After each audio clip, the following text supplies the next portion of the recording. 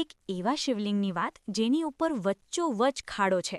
Unseen અમદાવાદમાં આજે વાત એવા શિવ મંદિરની જે અમદાવાદના નગર દેવતા તરીકે પૂજાય છે, કર્ણમુક્તેશ્વર મહાદેવ। કર્ણદેવ સોલંકીએ આશાભીલને હરાવી કર્ણાવતી નગર સ્થાપ્યું ત્યારે ઈસવીસન ઈસુ 957માં આ મંદિર બન્યું હતું।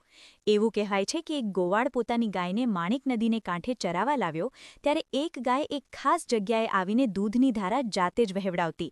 આવું 3 દિવસ થયું। ગોવાળે રાજાને વાત કરી, રાજાએ ખોદકામ કરાવ્યું તો અંદરથી શિવલિંગ નીકળ્યું અને બસ કર્ણદેવ સોલંકીએ કર્ણમુક્તેશ્વર મહાદેવનું નિર્માણ કરાવ્યું।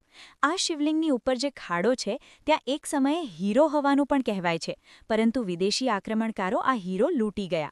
તો બીજી ખાસ વાત એ છે કે મંદિરના ગર્ભગૃહમાં જતા પહેલા જમણી બાજુ ગણેશજી છે, પણ ડાબી બાજુ હનુમાનજીની મૂર્તિ નથી। અહીં પંચમુખી હનુમાનજીનું મંદિર અલગથી શિવાલયની જમણી બાજુ બનાવવામાં આવ્યું છે। આ સિવાય પણ કર્મમુક્તેશ્વર મહાદેવની અનેક ખાસ વાતો છે, જેની વાત ફરી ક્યારેક। ક્યાં આવ્યું છે આ મંદિર તે જાણવા કમેન્ટમાં લોકેશન લખો।